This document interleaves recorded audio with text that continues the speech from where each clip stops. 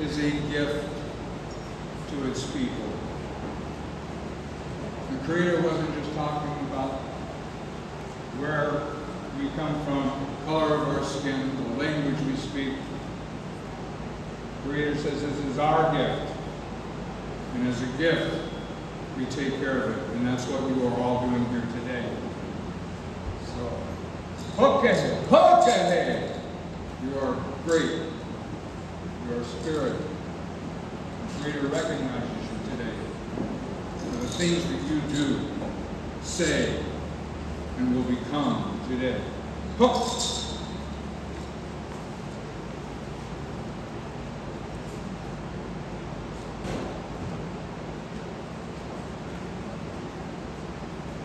Wow, thank you. Just one other quick announcement for the kids here. There is a play area outside. If you feel like you're tired of hearing all of our voices, you can go outside and play, okay? So, yeah, you guys too. This is actually a very somber occasion because it marks the 65th anniversary of one of the largest nuclear meltdowns in U.S. history. And it happened right here in our backyard.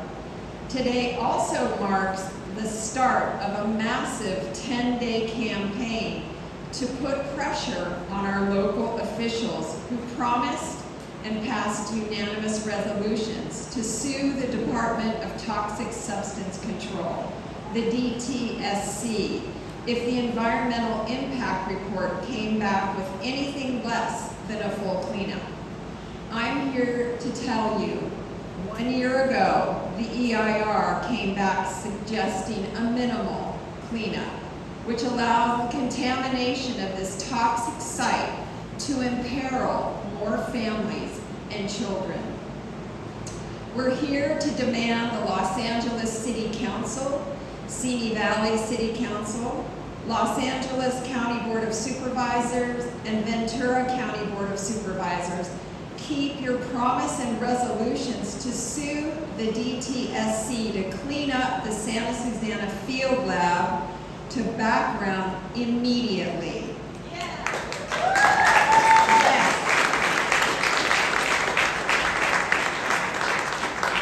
My name is Allison Stillman, and I live in Ojai, California, and I sit on the Ojai Climate Action Committee, and I'm also a legacy member of several international environmental organizations, and I'm now a coalition partner with the Parents Against Santa Susana Field Lab.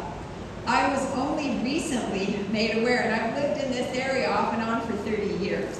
I was only recently made aware of this toxic site situated in the greater Los Angeles and Ventura counties. And quite frankly, I was horrified to learn of this contaminated site and the many families and children who are contracting rare forms of cancer and dying due to exposure to this toxic site. As I've asked the elected officials before, how many more innocent people and children have to die before they make good on their promises and resolutions to sue for a cleanup, a full cleanup, and to protect their constituents? There's also a lot of ways each of you can engage in helping us to get this toxic site cleaned up, and we'll be sharing more about that throughout our program today. Now I'd like to give a warm welcome to Justin Makita, who is a producer and actor and grew up in Simi Valley, California. Justin is a two-time Tony Award-winning producer, as well as a partner and co-founder of Hawkins Makita, a social impact firm. He is also a member on the board of directors of the Human Rights Campaign and an LGBTQ activist. Please welcome Justin Makita.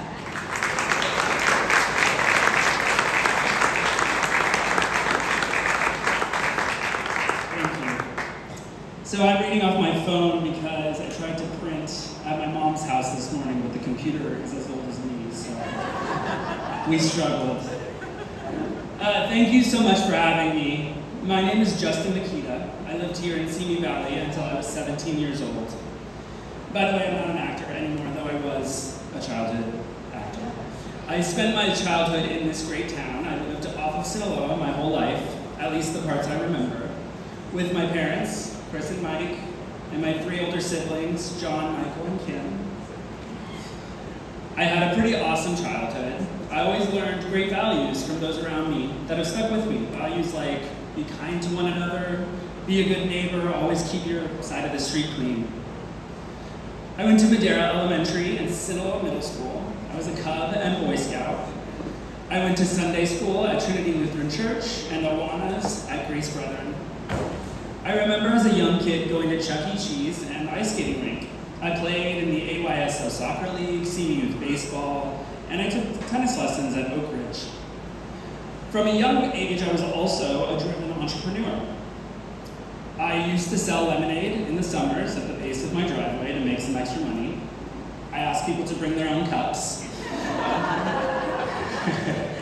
One summer, I even repainted the numbers on the curbs for my neighbors at $25 a pop. That was a successful summer. In middle school, I found myself drawn into theater. I was in a school production and quickly realized it was something I desperately wanted to do more of. My mom took me to see, on a Friday night, to the Cultural Arts Center to see a production of Alice in Wonderland. And that night changed my life. I continued in theater for the rest of my life because of that very night. I even spent many fall nights here at Strathern Park in a production of Ghost Tours. So this is not my first time performing here. I was also here for the 1994 earthquake. Whew. I was 9, and while the quake was large and the damage seemed intense, as a kid, it was kind of fun. My siblings are older, so my parents spent most of the first hour driving around Simi, picking them up from various boyfriend and girlfriends' houses. And I actually was also at a friend's house on the east end having a sleepover with my friend Jeremy, whose mom happened to be my Cub Scout leader. So you best believe we were under the dining table ASAP. School was canceled and we just hung out by flashlight a lot. I don't think we had power for like a week. It was like camping. I mean, I'm not really into camping, but camping in your house with your bed, that's a great way of camping for me. Aside from the earthquake, there were these 2 other things in my childhood that really marked it, and things that I really remember. The first was rocket time. How odd to reflect on this as an adult. Our home out of nowhere would just be consumed by a loud roar, a rumble and shaking. I remember it so vividly because it was just like a regular occurrence. My whole house, the ground, the dishes, everything would just rattle and rumble for a few moments and then just stop. This was just part of living here, right? On the earth, everywhere around the world. Everyone just dealt with this, I thought. It would happen, it would stop, I wouldn't think of it again, and then we'd move on. My idyllic and normal life turned upside down in 1999 when I was diagnosed with Hodgkin's disease, cancer. What a bummer. I had no family history of cancer. My family had never discussed it, cancer, because we had no family members who had had it. And Hodgkin's is usually reserved for 21-year-olds, so I was definitely considered an abnormal case. I was 14 at the time and a freshman at Royal High School. I was also doing a production of West Side Story at the Cultural Arts Center and decided while I couldn't go to school full time and receive chemo and radiation, I could still get to the Cultural Arts Center on the weekends and perform in West Side Story so long as I was feeling up to it. My family at the Cultural Arts Center took such amazing care of me, truly. They lifted me up. I would be at UCLA for 8 hours of chemo, getting pumped full of toxins, and then I'd hop in the car and rush to the theater for a 5:30 p.m. call for an 8 o'clock curtain. I'd be on stage in West Side Story with my pink bucket off to the side, just in case. I never had to use it, thankfully. When I was first diagnosed at UCLA, I was 14 and they couldn't decide if I should be treated in pediatric or adult. Why aren't there teenage divisions in medical institutions? That's for another action something. So I got placed with the pediatric cancer division, and my closest friend and the next oldest to me in treatment days was a 7-year-old named Neil, who I adored. Anyway, when you're there for treatment day, you're connected to an IV for hours, and it's very long, it's very slow, and it's boring. Sidebar, that's my 4-year-old's favorite word right now, boring. Everything is boring. But boring was actually being stuck at UCLA for 8 hours tied to an IV, knowing that you'd probably feel awful after. One day, I had been speaking to my doctor, and she slipped away behind a door to grab something. While I waited there, I noticed a map of California behind the door. I asked if I could look closer at it.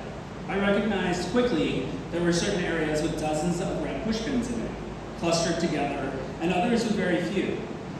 I asked my doc about this, and she said, it's where the patients are from.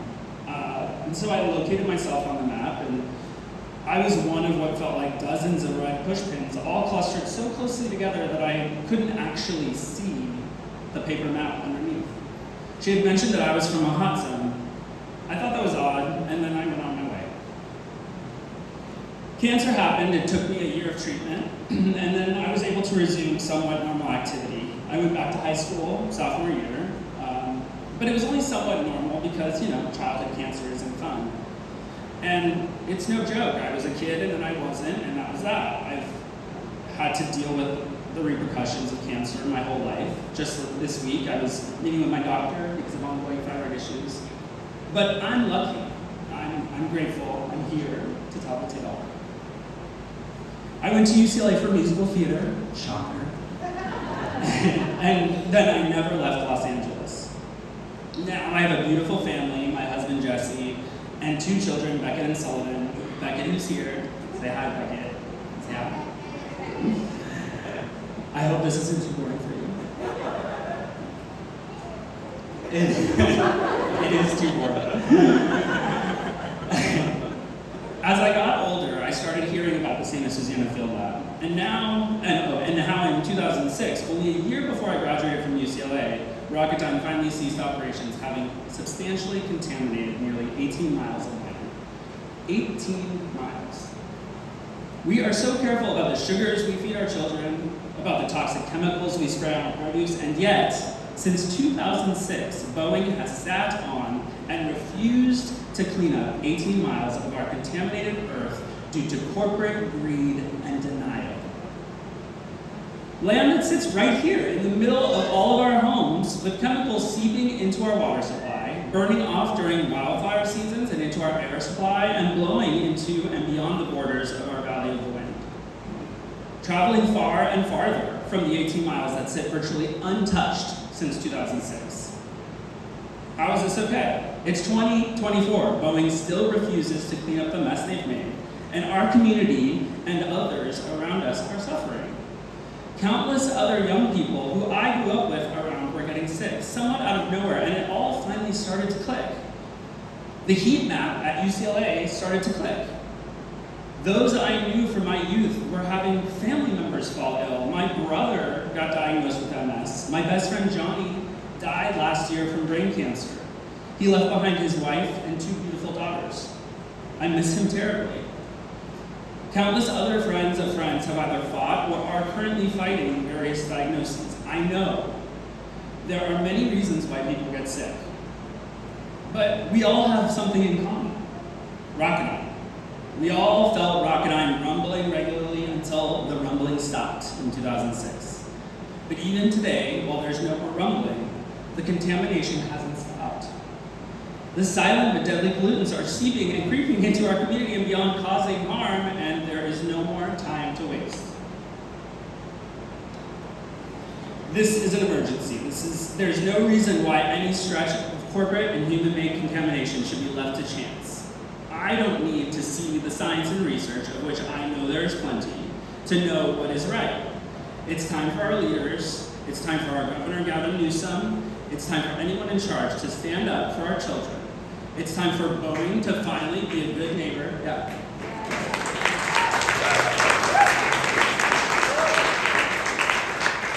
My husband told me to pause for applause. He made me practice a few times. It's time for Boeing to finally be a good neighbor and clean up the mess that they've made.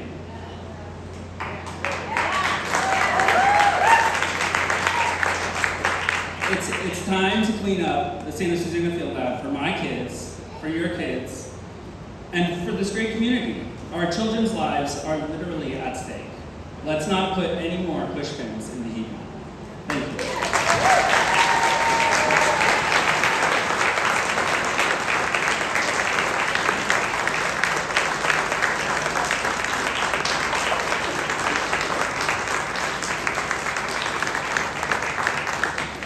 Thank you, Justin. Well said. Our next presenter is the reason many of us even know about the Santa Susana Field Lab. Please welcome Daniel Hirsch, who is the retired director of the Program on Environmental and Nuclear Policy at UC Santa Cruz and the president of Committee to Bridge the Gap. Please give a warm welcome to Daniel.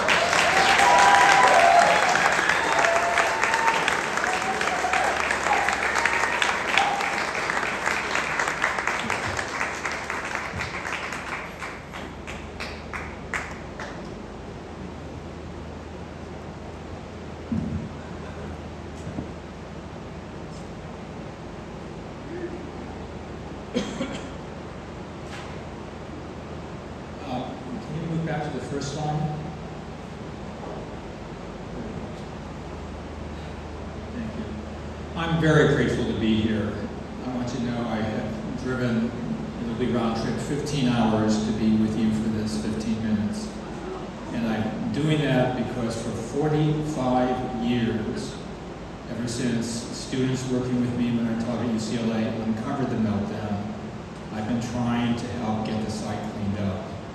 And we're at a pivotal point right now. And there are key people in this audience who can help make that happen, and all of you can help make it happen. So I'm going to tell you a little bit about what happened 65 years ago today, just above us. A nuclear reactor, Audrey, can you shift? Oh, I'm sorry. We have awkward situations. I can't see the changes that are being made. So give me 1 second. So a nuclear reactor called the Sodium Reactor Experiment, or SRE, 65 years ago today, began to melt down in the hills above us. It was in a typical sheet metal building, not airtight, no containment structure of the sort you would have around a modern reactor. In fact, they were intentionally venting the radioactivity out into the environment for weeks afterwards. So this is the SRE building. You'll see it's just on a ridge overlooking Simi Valley, overlooking Brandeis Camp. Next, please. My students uncovered a series of documents. I brought one with me about the accident, and you'll see at the right a label. I didn't put that label in. That was put in by the Atomic Energy Commission. Melted blob. Students came to me and said, "It isn't supposed to melt, is it?" And I explained that the whole purpose of a reactor is to keep the fuel from melting. When the fuel melts, the radioactivity can be released. Next slide, please. Again, that's a technical term on the upper right, blob. This is very damaged fuel, showing you that the radioactivity got out because the fuel was so severely damaged. Next, more photos of the fuel that my students uncovered. Here is footage. Next. There we go. That the Atomic Energy Commission made. They never told the public about the accident, but they made a film to train people in how to clean up after a nuclear meltdown. So here you see the fuel melted and then parting, falling to the bottom of the core. Next, you see a worker on top of the reactor trying to measure for radioactivity. Next, you get a sense of the top of the reactor in the first place, the control room.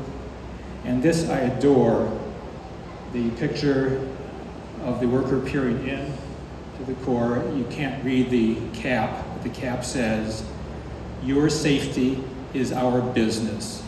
Atomics International. This is from a company that had just cut every safety corner that exists for nuclear reactors. Understand that when the reactor accident began, the power ran out of control. It's called a power excursion. Power was increasing exponentially in seconds, and the automatic shutdown system, the scram system, didn't work. They tried to manually scram it, and even as though they were putting the scram rods in, the power kept going up. It's like putting your foot on the brake of your car and the car is still accelerating. They just barely were able to shut the reactor down from that power excursion, couldn't figure out what caused the accident, and started up again 2 hours later and ran for nearly 2 more weeks in the face of off-scale radiation readings, meaning the radiation levels were so high the meters couldn't read them. Huge power excursions. They intentionally were venting radioactive gas from the reactor, trying to reduce the pressure inside, putting it out into the environment. Your safety is our business. George Orwell couldn't have written it better. Next, please. Here you have workers on top of the core manually cranking to try to be able to get into the reactor core and retrieve the damaged fuel. Studies that I helped oversee by UCLA School of Public Health subsequently found that workers at the site had markedly increased cancer rates. We have in the audience an extraordinary hero, Bonnie Clee, who was single-handedly responsible for getting thousands of workers at the site compensated for the cancers that they experienced.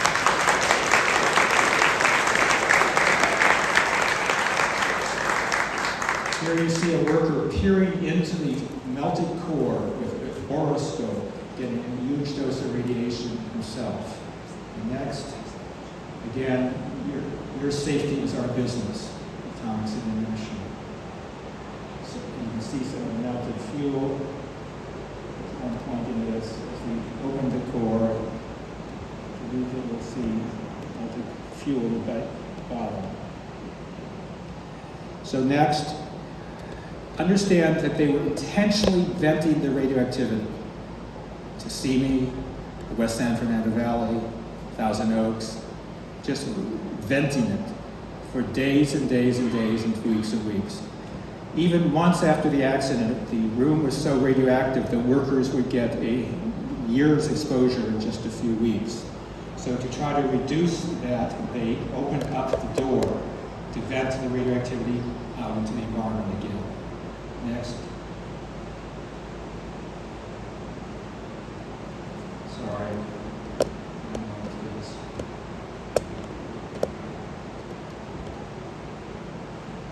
This has too much information in it, but there's a reason for it.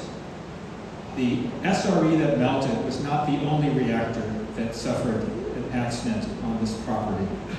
There were a total of 10 reactors and half a dozen similar devices called critical facilities. Of the 10 reactors, at least 4 are known to have had serious accidents. To the right of the sodium reactor experiment, I can't point to it for you, but there was an AE6 reactor. A few months before the meltdown at the SRE, the AE6 had a release of fission gases of radioactivity. There is a reactor called the SNAP-8 that in 1964 had an accident very similar to the SRE. It was operated with clear evidence that the fuel was failing, and rather than shutting it down, they ran it for months and months more. It's inconceivable. Right below it is the SNAP-8DR that in 1969 had a similar accident, again running for months, with clear indication of failed fuel. There's a burn pit in which radioactive waste would be illegally burned in open air for years, and the waste dumped over the side into that children's camp. And the airborne material, of course, falling out widely.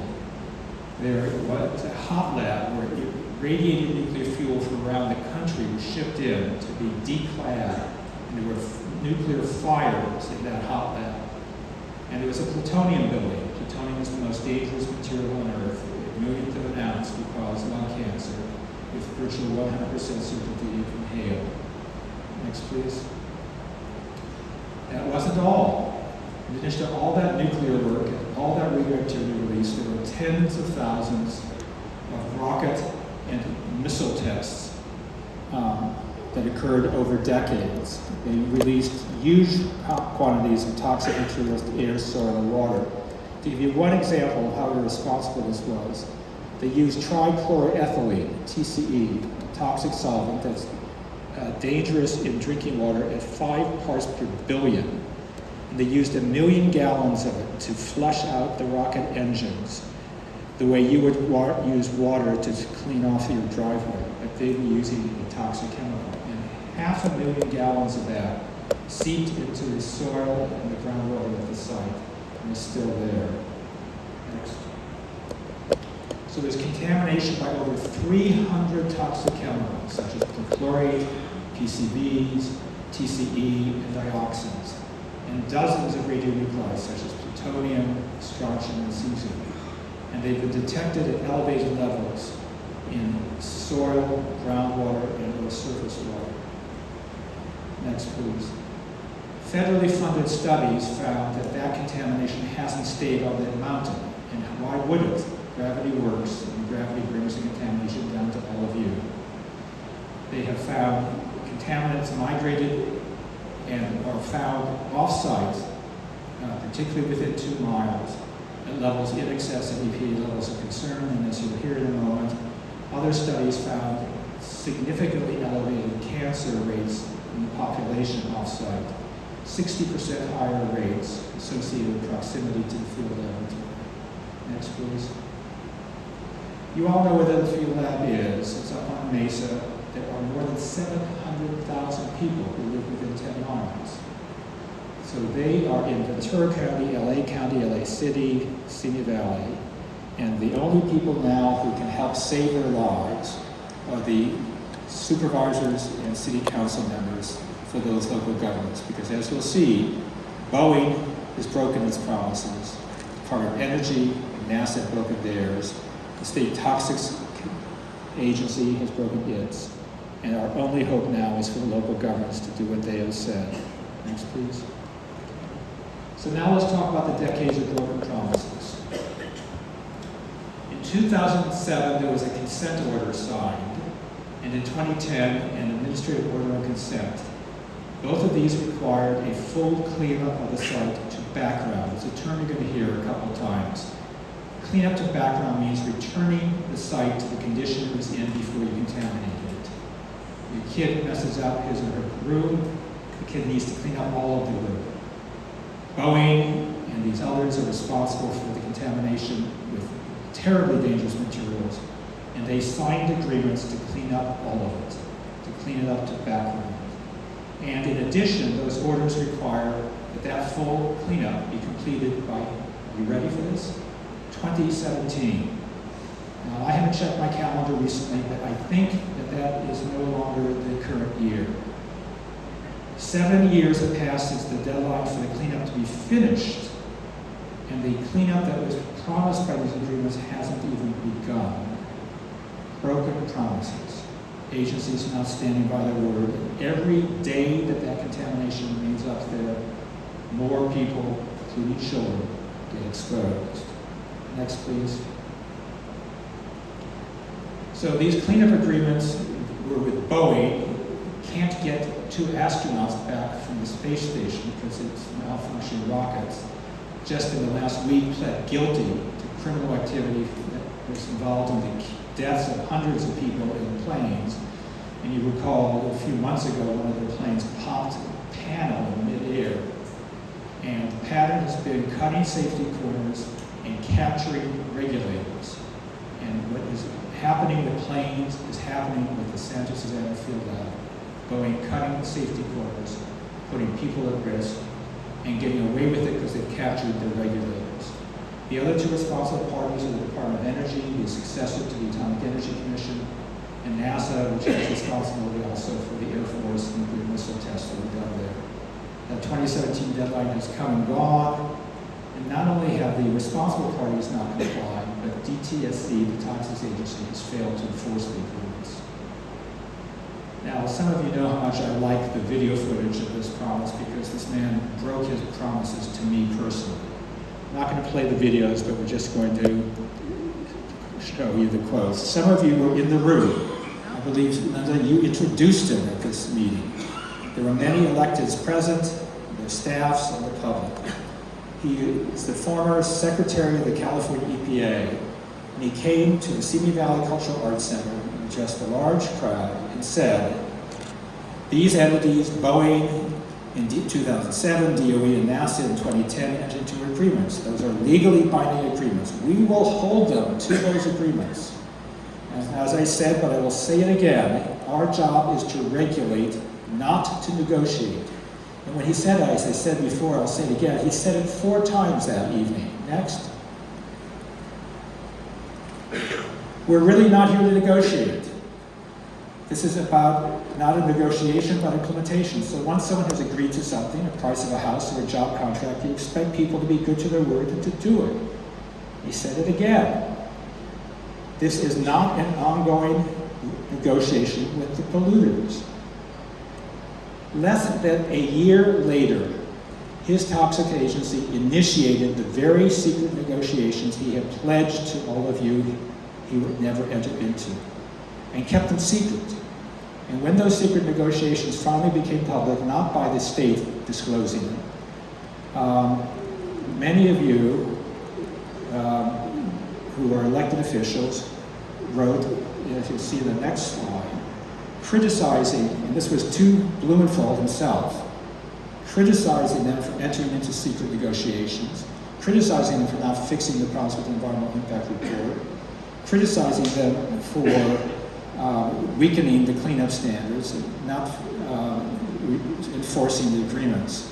The letter on the left was signed by, among others, Janice Parvin, the mayor of Moore Park, Councilmember Lee, who is chief of staff, is here representing us today from LA, and Linda Parks, one of our honorees today.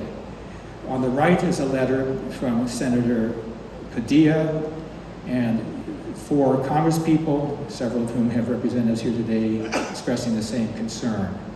And as you'll see in the next slide, the state wrote back promising that there would be no breaching of these agreements in these negotiations, that the negotiations were to hold Boeing responsible for the orders that were already signed, not to supersede it. But as you'll see in the next slide, when they released the agreement 2 years ago, it directly said that the 796-page agreement superseded the 74-page order that they had promised to enforce. Next. So they signed that in May of 2022 and did so despite promises to the contrary, with no opportunity for input from the public, no opportunity for input from local governments, and no environmental review. A sweetheart deal between the Boeing company and the Newsom administration. And what it did is it relieved Boeing of the vast majority of its obligations for cleanup. Next. That deal massively weakens the cleanup that was promised. If you compare the cleanup standards that they secretly agreed to with the ones that were in effect before, depending on the contaminant, they allow tens or scores of times higher levels to remain, hundreds of times weaker standards, and even thousands of times weaker standards. Next. They claimed that they had strengthened the cleanup, but when you look at the actual numbers, 176 of the chemicals, the cleanup standards were weakened, and only 6 were tightened. It's exactly what you would expect if a polluter like Boeing goes into closed-door negotiations with an entity like the Toxics Agency. Next. Now you know that there's been a lot of rhetoric about how they were so concerned about the wildlife up at the field lab, which is pretty hypocritical considering that they had so much contamination that was putting those wildlife at risk. But they also weakened the wildlife cleanup standards. 181 of them got weaker, only 3 got tightened. Next. So here we're coming down to the big problem.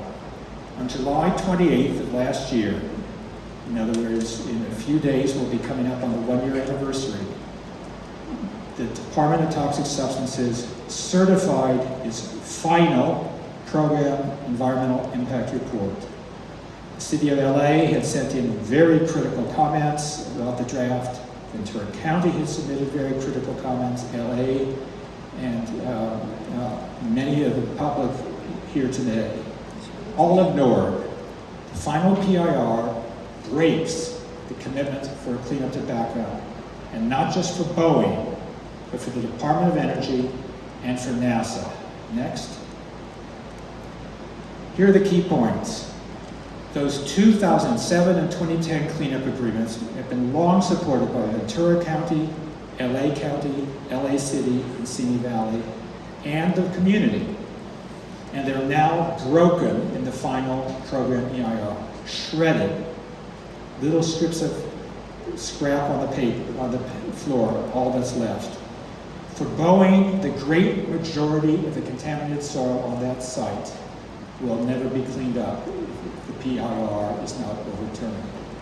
For Department of Energy and NASA, at least 63%, roughly 2/3 of their contaminated soil will never get cleaned up. This is for parties and an agency that have promised a full cleanup, a cleanup to background, that has been eviscerated by the EIR. Next.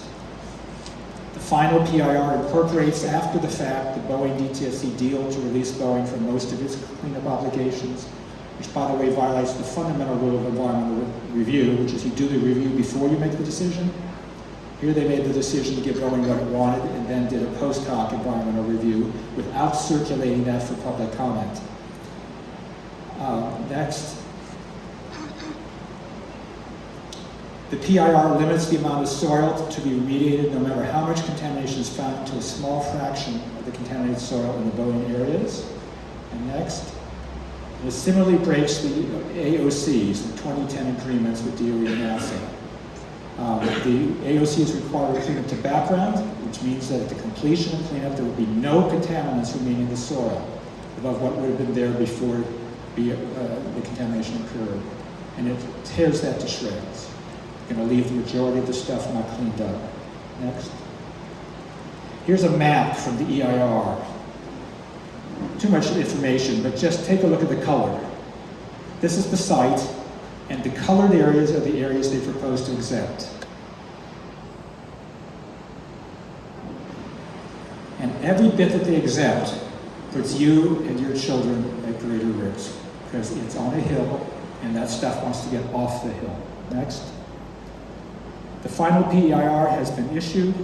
It breaches the agreements, violates the long-standing commitments to a full cleanup to background, and unless there is action to reverse DTSC's broken promises, Santa Susana will remain contaminated in perpetuity, and the area's residents will be at perpetual risk. Next. We're coming to the close.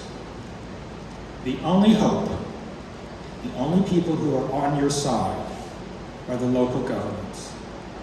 The local governments have pledged legal action if the environmental impact report was issued and broke the commitments to a cleanup to background. They drew a line in the sand, and that line has been crossed by DTSC in the issuance of the EIR. Next. This is from a resolution by the City Council of Los Angeles, directing the city attorney to initiate litigation in the event that either the Department of Energy or the Toxics Agency takes action to approve their respective final environmental documents relative to the cleanup of Santa Susana in a fashion inconsistent with the Council's previously expressed desire that it be cleaned up consistent with the agreement and cleaned up to background. Directing the city attorney to sue if the EIR comes out with anything less than a cleanup to background. Next. Ventura County Board of Supervisors. I think, Linda, you may have helped draft this. One in a long series, I have to say, of resolutions passed by the board over many years. Unanimous vote by the Ventura Board of Supervisors in 2022, directing pre-litigation activities for potential litigation if the parties responsible for cleanup adopt a program for cleanup at a lesser level than cleaning up to background. And that's exactly what's happened once again. Next. LA County Board, earlier in 2022, very similar resolution. recommitting to clean up the background and directing county council to start working on litigation should the ERR come out in a way that violates the 2007 and 2010 agreements. And then the city of Simi, next. Just one quote from some years ago. The city council has long been on record that the public health and welfare is best served by remediation of the site to no less than background levels. So I'm going to end with a personal note. 2019, I was a young man, and I helped release the story of the meltdown. I gave it to Warren Alney, who was then an anchor at NBC LA. Warren ran the story for a week. At the end of that week, a woman called Warren and said that her child she lived in Newbury Park. Her child had childhood leukemia. There were 8 other kids in the neighborhood who had it as well. Would Warren help? And Warren, being a reporter, said no, and I've never forgiven him for this. He said, call Hirsch, he'll help. And I told her I would help. 45 years ago, a friend of mine, some of you may have known of him, the Jesuit priest and poet, Father Daniel Berrigan, wrote this short poem based on a little drawing he had done, which I've reproduced with my own hand. And you see what it is. It's a picture of someone with a sign that says word. Berrigan's poem is that the ideogram is of a man, pardon the gender tie. The ideogram is of a man standing by his word. Fidelity. Freedom consequent on the accepted necessity of standing where one's word leads. You all know what fidelity is. Faithfulness. It's an oath you take in marriage. It's the oath you take when you bring children into the world. It's the oath that we live in as citizens to care for each other.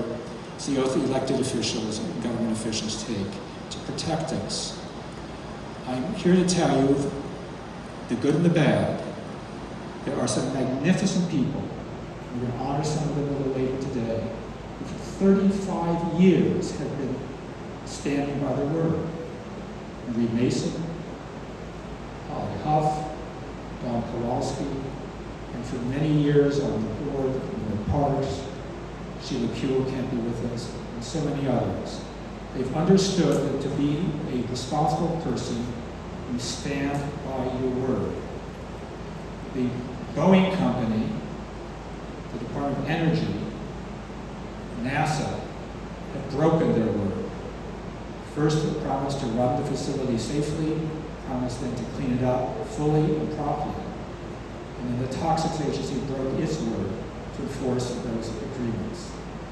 The fundamental question today is whether the LA City Council, the LA Board of Supervisors, the Ventura Board of Supervisors, and the LA City Council will stand by their word. Thank you.